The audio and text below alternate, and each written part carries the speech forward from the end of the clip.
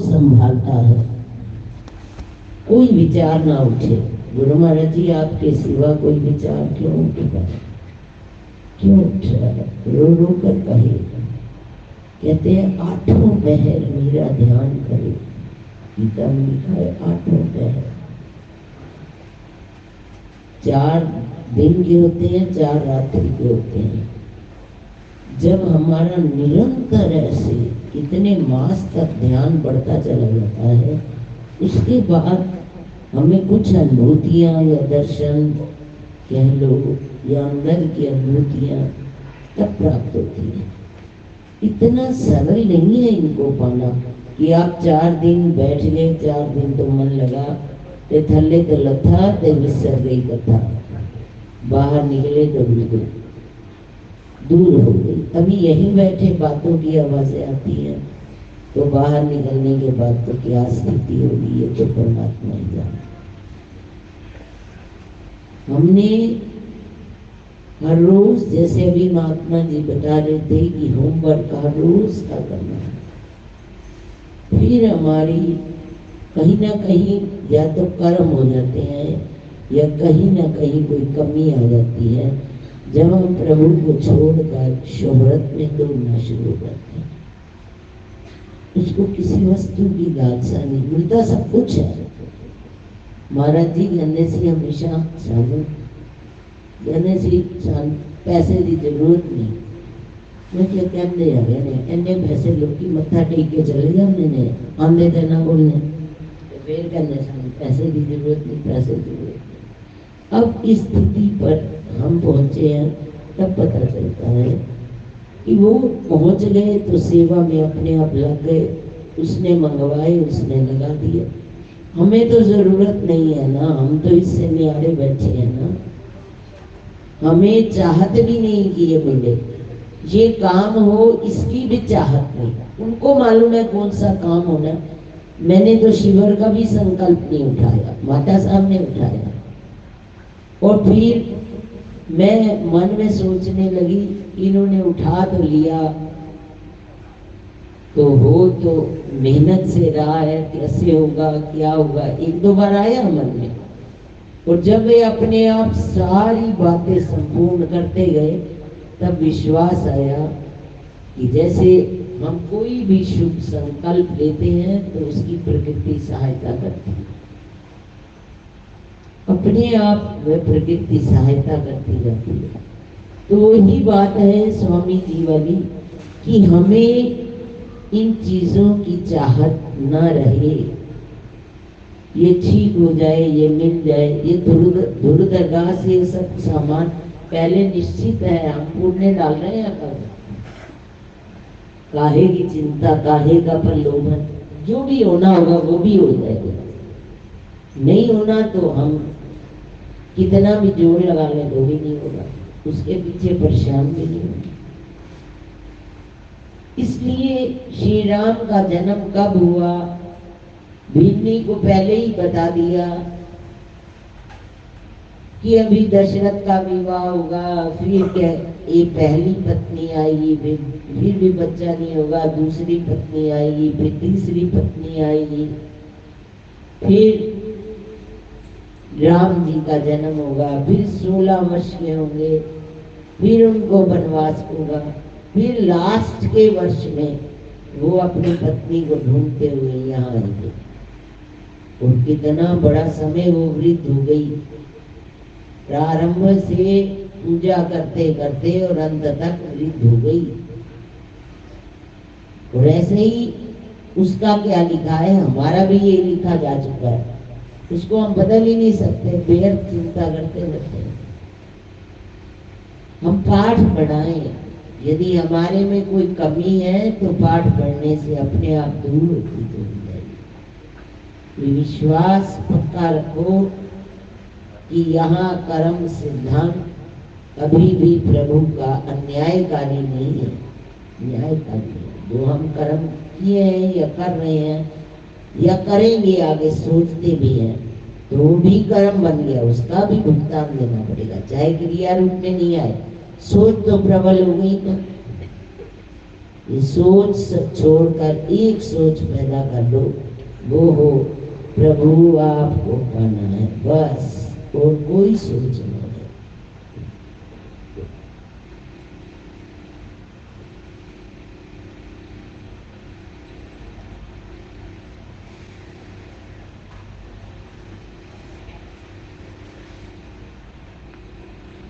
इसलिए प्रभु का भजन हो, या हमारे रोग दूर हो जाए, या बच्चा ये ठीक हो जाए, हम पाठ कर रहे हैं और गुरु महाराज जी अनंत ढेर हमें देना चाहते हैं चारों तरफ, और हम थोड़ी कामना करके थोड़ा ही उसका फल मांग लेते हैं, तो नुकसान तो हमारा ही होता है ना। इसलिए केवल निष्काम होकर भक्ति करें। अब कहते कोई कर ही नहीं सकता, नहीं कर सकते तो करना तो है ना, चलना तो उधर ही है, मंजिल तो वही है। और कोई भी चाहना ना रखें, केवल उनके दीदार की हृदय में तड़प हो, चाहना ना हो। गुरु महाराज जी कहते हैं चाहना भी एक बंधन का कारण। चाहे हमने गुरु महाराज जी को मजबूर कर दिया, हमने इतना पाठ किया है, जैसे एक व्यक्ति था बहुत पाठ किया, पत्थर पे निशान पड़ गए, कहते अपनी कृपा से तुझे इसका फल दूं या तेरी पुरुषार्थ से। सोचता है मैंने तो बहुत पुरुषार्थ किया, अपने पुरुषार्थ से ही मांग लेता हूँ। बस मांगा, भगवान ने पृथ्वी को खड़ा कर दिया कि तू पहले जितने वर्ष मेरे पर बैठा है उतने वर्ष मैं मनुष्य बनकर तेरे पे बैठती हूँ, फिर तेरा फल। वायु ऐसे बोलती है, अग्नि ऐसे ही बोलती है, आकाश भी ऐसे बोलता है। अंततः हार कर प्रभु की शरण में जाता है और इसको छोड़ देता है। ये प्रभु, मैं वास्तव में आज ही आपके शरणागत हूँ। कभी मुझे बाहर कोई भी कार्य होता है, किसी को ले जाना या छोड़ना भी पड़ता है, वो भी प्रभु की मौज होती है। मैं कुछ नहीं करता, ना मैंने यहाँ किया ना वहाँ किया। बेशक भक्तों से पूछ लो, कोई बहुत ज्यादा मेहनत की हो तो बात है, बंदों को एडजस्ट करने में मेहनत जरूर लगी है। वो ये पहुंच जाती थी कोमल, भाई जी एनु की थे मूड भी उठते मेरा, एनु की थे रखा। मैं क्या अब तो मुझे सत्संग योगे रहने दो, अब छोड़ो, अब जहाँ मर्जी जिसको रख लो। तो उसमें जरूर समय लगा, बाकी तो कोई काम के लिए गुरु महाराज जी ने मुझे स्वतंत्र किए रखा है। और अपने आप को जब आप हवाले करते जाते हो, हवाले करते जाते हो, तब निष्काम भक्ति होती है। और निष्काम भक्ति का वो अखंड फल देते हैं, दे दे के थक जाते हैं। जैसे हनुमान जी की पूजा करा करा के भगवान थक जाते हैं। मेरी पूजा अधूरी है यदि हनुमान मांगा ही नहीं ना कुछ, चाह ही कुछ नहीं, मत चाहो कुछ भी। ये सब नाशवान चीजें मत मांगो गुरु महाराज जी से। पता नहीं गुरु महाराज जी क्या लेना चाहते हैं इसका फल। निष्काम होकर भक्ति करो, चाहना समाप्त कर दो। नाशवान की चाहना क्यों बार बार उत्पन्न हो जाती है? इसकी चाहना से ऊपर उठिए।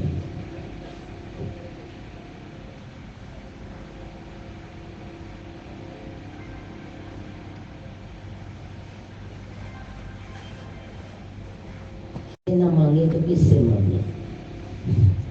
गुरु महाराज जी इसका प्रत्युत्तर में कहते हैं, आपका बच्चा है, आपको तकलीफ, बच्चे के पेपर है, चिंता आपको, नौकरी उसकी लगनी है, चिंता आपको, तुमने मुझे कुछ अपना माना ही नहीं है, फिर ही तो तुम मुझे मांग रहे हो ना। जब तुम मुझे अपना बना लेते हो, तुम्हें मांगने की, अब मैं कुछ नहीं जान रहा क्या तुम्हें देना है क्या नहीं देना। जरूरत से ज्यादा मांगोगे तो कर्मों का हर एक का हिसाब किताब है, उसको कोई टाल नहीं सकता। वो सब जब पाठ में लीन हो जाते हैं तो उसका गुरु महाराज जी कर्मों में नहीं होता। जैसे एक चलिया मैं 2 बजे उठी, लास्ट के 4 दिन रह गए, गुरु महाराज जी मुझे आकाश में दिखाई दिए। इधर दूसरी बिल्कुल ऑपोजिट ब्रह्मा जी बैठे हैं, गुरुमाई कहते हैं इसका एक पर्चा काट दे, पापों का एक पर्चा इसका साफ कर दो। उन्होंने पर्चा वो ऐसे खींचा और काट दिया। कहते हैं पाठ करने से, दिल से मैंने दीदी कितने कर्म काट दिए। एक में चलिया पाठ में बैठी तो गुरु महाराज जी ने दिखाया, लास्ट के 4 दिन तीनों महाराज जी खड़े हैं, मेरी माता जी साधु वेश में, मेरे पिताजी साधु वेश में, मेरी नानी जी, तीनों गुरु महाराज जी के चरणों में बैठे हैं। मैं एक तरफ हाथ जोड़ के खड़ी हूँ, पीछे मेरे दोनों भाई खड़े हैं। गुरुमाई कहते हैं इस पाठ का फल मैं तेरे भाइयों को देती हूँ, उनको कभी पैसे की कमी नहीं आएगी, वो सेवा करेंगे दरबार में। मैं बहुत रोई 3 दिन तक। बाद में 4 दिन रहते थे, मैं 3 दिन रोती रही कि मेरे में अभी कामना रह गई है, मेरा मोह रह गया है, तभी आप ये बोल रहे हो। गुरुवार जी मेरा बहुत समाप्त कर दो, बहुत बहुत हुई।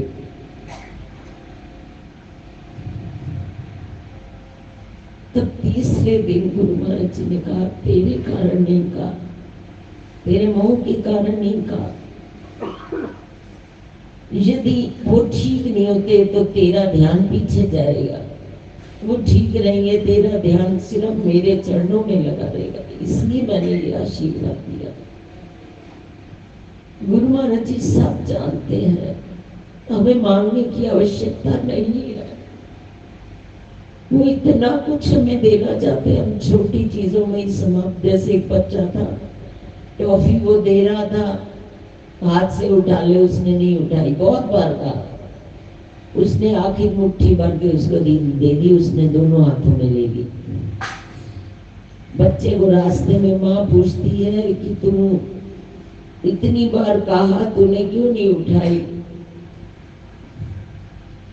कहने लगे मैंने इसलिए नहीं उठाई, मेरे हाथ छोटे छोटे थे, मैं उठाता तो थोड़ी आती, वो देता तो बहुत सारी दे देता ना, और वो देगा तो बहुत सारी देगा। हम थोड़ी थोड़ी क्यों मांगे इनसे? पता नहीं कितने और कर्म आगे खड़े हैं, फिर हम वो मांग शुरू कर देंगे। खाली इसी से जब तक जीवन है तब तक कर्म है। वो एक ही तीर से 1000 तीर खत्म करना चाहते हो, 1000 दुख दूर करना चाहते हो, तो वो जान रहे हैं ना, हमें इसकी चिंता क्यों सताए? हम जुड़े रहे निष्काम होकर, केवल चाहत रहे तो आपकी और कुछ नहीं। यही चाहते हैं गुरु महाराज जी, मेरे संग प्यार करो, बड़ा झूठा प्यार है, हमारा चीजों से प्यार है, वस्तुओं से प्यार है, हमारा माहौल से प्यार है, आप झूठा प्यार करते हैं। हमें चीजें चाहिए, हमें सब कुछ चाहिए, तब आपका प्यार चाहिए। कुछ ना चाहो, केवल इनको चाहो, वो क्या देंगे आपको, आपकी सोच से बाहर हो जाएगा। इस चाहत से भी नहीं वो देंगे, दे ना दे, अब उनके बच जाए। इस मानव धन को पाकर उस लक्ष्य तक पहुंच जाए जो हमारा सर्वोत्तम लक्ष्य है। प्रभु की चाह, प्रभु का प्यार, उसमें खोट ना हो। खोटा सिक्का तो कोई संसार में भी नहीं लेता।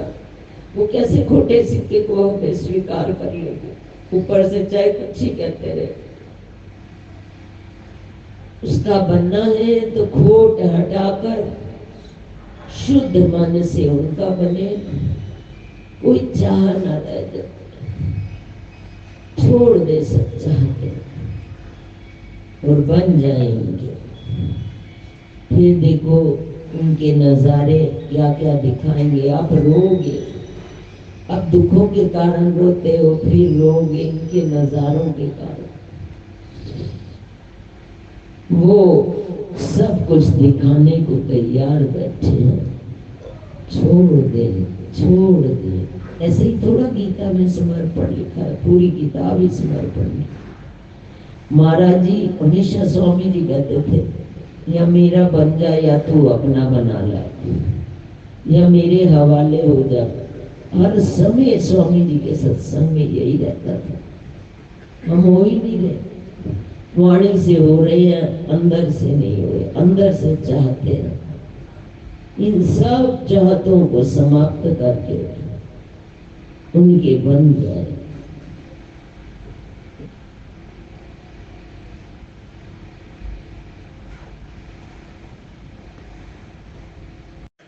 बैठकर अपना मनन करें, मेरे पाठ का फल मुझे कितना मिला, मेरे पर कितने दुख आए, परंतु मैं इनकी चाहतों से बरी हुआ या नहीं, बाहर निकला या नहीं निकला। मैंने कितनी चाहतों का त्याग किया। चाहत ये तो करनी है, काम भी करने हैं संसार के, तो जो प्रारब्ध में लिखा है उधर हमें दौड़ना ही पड़ेगा, दौड़ते भी जाए, पर उसकी चाहत एक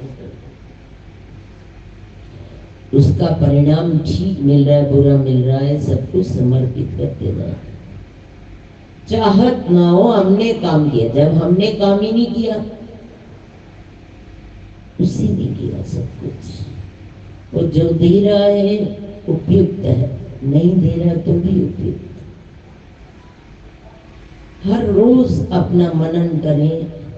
हमने इस जीवन की सफलता की ओर मुड़े हैं या असफलता की ओर जा रहे हैं। कितना समय सफलता की ओर लगाया, कितना असफलता की ओर मन को लगाया, कितनी चिंताग्रस्त हुए और कितने चिंता मुक्त हुए। ये सदैव अपने हृदय में पढ़ते चले जाओ। हर रोज पहले तो गुरु महाराज जी ने जब अपना प्यार बढ़ा, आज वो बात एकदम याद दिलाई है। हर आधे घंटे के बाद गुरु महाराज जी कहते थे, स्वचिंतन कर। तूने किसी की निंदा तो नहीं की, तूने किसी की बात तो नहीं की, कोई सोच तो नहीं हृदय में आई। आधा घंटा, अब 11 बज गए, अब 11:30 सोचिए। फिर 11:30 के बाद फिर 12 बजे कहते मैंने कोई पाठ नहीं चाहिए, मैंने सिर्फ ये पाठ चाहिए, थोड़ी सोच पहले ठीक हो गई।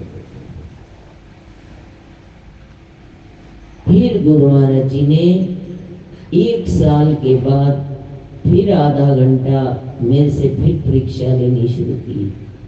हर आधे घंटे के बाद सोच, मैंने कितना प्रभु के चरणों में ध्यान लगाया काम करते हुए।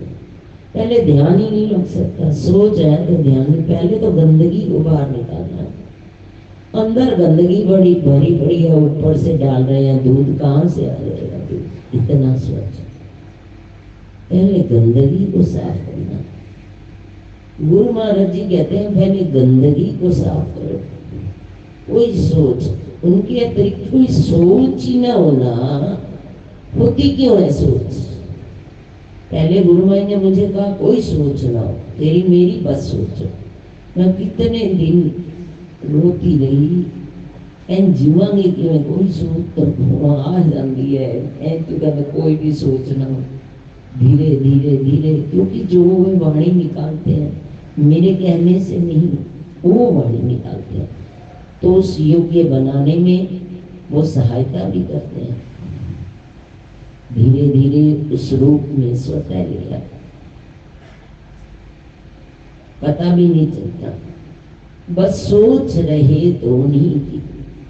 क्यों नाशवान की सोच में समय व्यतीत, अमूल्य समय को ओडियों के मोल पर बेच रहे हैं। जैसे चंदन लकड़ी जला जला कर उसको बेच लिया, ऐसे ही हमें अमूल्य निधि जो नाम मिला है, उस नाम चिंतन में हम लीन न रहकर उसके परिणाम में लीन है। दुख का कारण तो बने ही रहेंगे। जो हो रहा है वो कर रहा है, उसको ज्यादा समझ है हमारे से। ये विशेष ध्यान रखें। जब अपनी समझ बढ़ा लेंगे ना, फिर कभी कल्याण नहीं होगा। अपनी समझ नहीं बढ़ानी, उन्हीं की शरण में आकर उन्हीं से सब कुछ मांगना, यही सब कुछ है कि हम प्रभु चिंतन में अपना समय व्यतीत कर लें।